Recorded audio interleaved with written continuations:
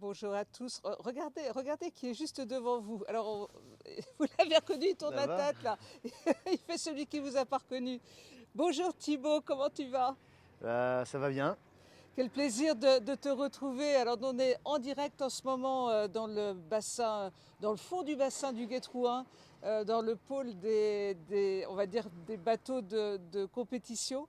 On fait un petit tour de ton bateau. Comment se porte-t-il ce bateau magnifique, Vaincre ensemble la sclérose en plaques? Et ben, il se porte bien. Il a besoin encore de petites attentions pour être aux petits oignons dans une configuration transat parce que dans quelques semaines, le 7 novembre, on part pour la Transat Jacques Vabre. Donc avec un parcours le Havre-Martinique en passant par les îles de Fernando de Noronha. Donc c'est un petit parcours de plus de 5000 milles, même 5800 milles je crois. Donc ouais, il faut être sûr que tout soit nickel dans une configuration double et non pas en configuration équipage comme on a eu cette année. Alors, on va évidemment parler de Jacques Vabre, hein, parce que c'est évidemment ça qui nous retient. La conférence de presse avait lieu hier. On va peut-être faire un petit bilan jusqu'à présent. Comment ton bateau va-t-il? Tu as beaucoup sorti de partenaires. On t'a beaucoup vu dans les eaux Malouines il y a pas si longtemps, il y a quelques jours encore. Le bateau va bien, hein, on n'a pas à part de l'entretien courant et puis changer, vérifier des petits points d'usure sur des phases de consommables. Là, par exemple, il y a un sujet passionnant que Laurent est en train de faire, c'est retendre les filets parce que forcément. On va aller regarder parce que c'est un vrai boulot. Laurent, il est en train de nous faire un boulot de couturier. Euh, Yves Saint-Laurent n'aurait pas fait mieux, Laurent, hein. Hein, il y a pas du Laurent par hasard, quoi. Voilà, c'est ça. Et, Donc là, c'est vraiment de la couture sur mesure.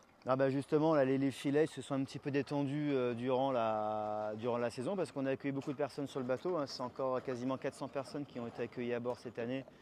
On est en direct, donc on va laisser évidemment. Bah Il y a ouais, de la vie, hein, sur les pontons, hein. vas-y. Bah Allez-y, oui, on est sur un pôle allez-y. technique où il y On a est en direct, tout va bien, tout se passe bien. voilà. Hop Bah, là, pas ou pour tout le monde. presque.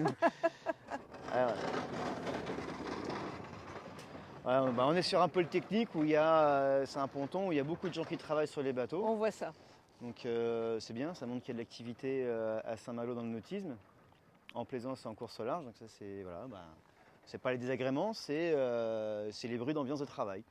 Alors là, à part les travaux de couture qui sont nécessaires, hein, Mm. bizarrement, les marins sont de très bons couturiers.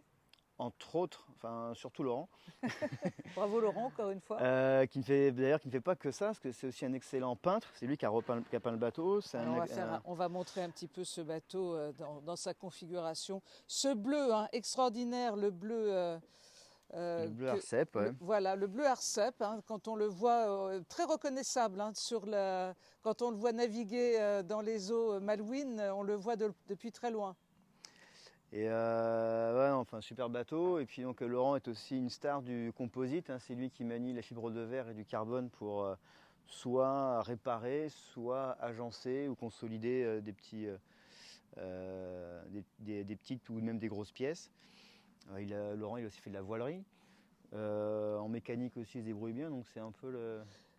Pour l'instant, on est encore dans les ultimes préparations du bateau avant qu'il se retrouve sur ce fameux départ de la Jacques Vabre. C'est la combienième édition pour toi? Alors, de mémoire, donc c'est la 15e édition de la Transat Jacques Vabre et me concernant, ce sera ma 4e participation, dont la 2e fois sur ce bateau-là, donc en 2019, et que je vais refaire avec Fred Dutil, qui était mon co-skipper en 2019 déjà. Alors la conférence de presse avait lieu hier à Paris. Qu'est-ce que l'on doit savoir sur cette course? Est-ce qu'il y a des changements? Est-ce que voilà. Ah ouais, ouais, si, il y a un très grand changement et un très beau changement. C'est que donc la Transat Jacques Vabre, qui est aussi la route du café, c'est une course qui part tout le temps du Havre et qui a une destination associée au café. Et donc jusque-là, on allait en Amérique latine. Ça a été beaucoup le Brésil, ça a été aussi le Costa Rica, la Colombie. Et là, pour la prochaine édition 2021, 2023 et certainement 2025, nous partons en Martinique. Et ce qui est pour nous une vraie aubaine parce que on est sur un territoire que dans notre contexte, même si l'actualité n'est pas forcément hyper rassurante, mais on reste dans un environnement géré, on va dire, par les, la gestion sanitaire qu'on sait suivre depuis 1 an et demi. Et même si la Martinique et la Guadeloupe ont souffert ces temps-ci, on sait qu'on va vers du mieux. Et ça, c'est une chance dans nos contextes d'aller là-bas. C'est une cause que tu défends parce que, comme on le sait depuis longtemps, lorsque tu prends le départ de la route du Rhum, tu es peut-être le seul skipper à qui ça arrive, tu pars de chez toi pour retourner chez toi en réalité. Ouais. Hein. Ouais, alors pour le coup, je suis pas vrai, je suis pas martiniquais, mais à force de partir du Havre, on finit par apprécier l'endroit. Et puis la Martinique, voilà, c'est dite l'île sœur de la Guadeloupe.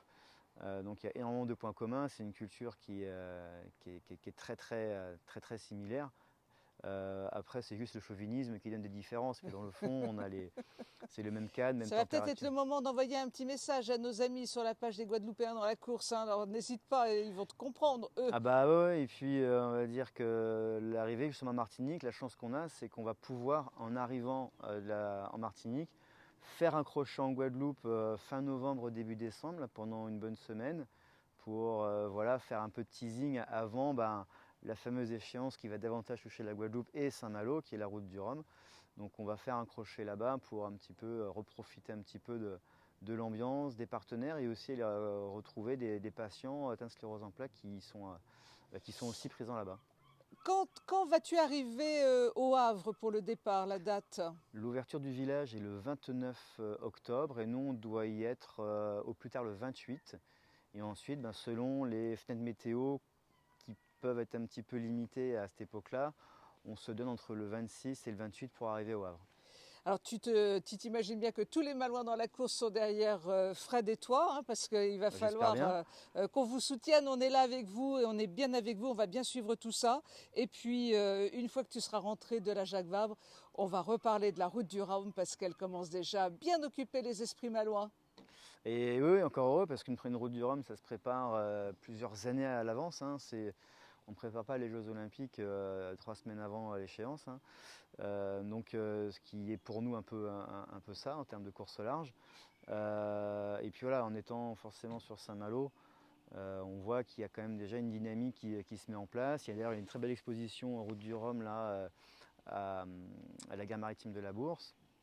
Qu'il faut aller voir. Et oui, la route du Rhum ne vit pas à Saint-Malo que en octobre et novembre. Quoi.